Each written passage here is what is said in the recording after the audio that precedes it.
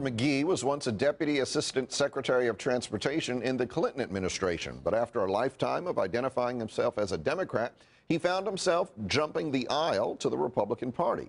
So why would he make that choice as the country was on the cusp of electing its first black president?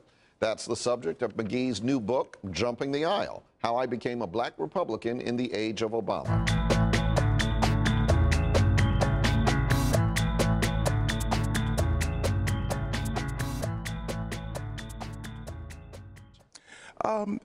I think, like most voters, we're continually being educated, and especially if you're paying attention to the dynamic issues that we have today, you're examining yourself, because I believe voting today is a head and a heart type of process. And in 2008, I think most African Americans were really looking at the head, but they were also the heart.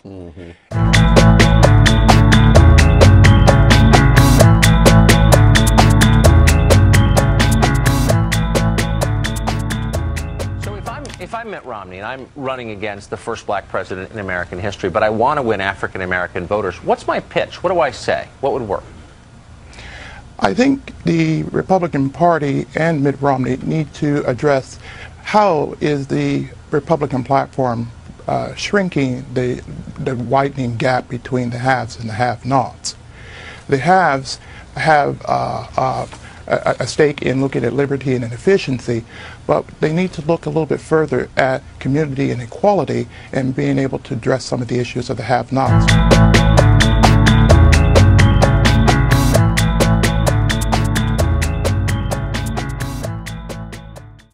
You would say there's clearly a distinction, and you point out many of the distinctions in the book between President Obama and Clinton. What would you say are the biggest 2 or 3 distinctions between an Obama presidency and the Clinton presidency we saw? First and foremost, I think Clinton paid very close attention to job creation. I think he understood exactly how that took place on Main Street. He was also center-left, not so far to the left in his campaigning, in the far reaches the left side of the party. He was more in the center-left, where the country pretty much so is. And at the time for his campaign, but I always say the country is really center-right and always has been, and always will be. But if you're center-left, moderates can kind of form into that. But when you start looking at job creation and growth on Main Street, Clinton understood that very well. But he also had a moderation to understand the tenets of Wall Street and making some of the policies in that direction.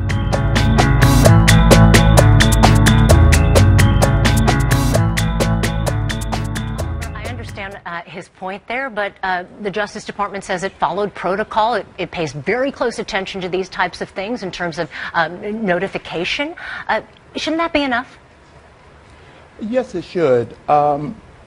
Essentially, what we're looking at is a question of executive judgment. And executive judgment's about empathy, asking proper questions, and ultimately service. And when we look at the service of General Petraeus, he is a war hero. And essentially the role of Congress and even the executive branch is to ask the appropriate questions, but at the same time have empathy in regards to the personal choice, the personal life. At the same time, is there really a national security question associated with that personal choice and personal life? And so far what I'm seeing right now, that there is none.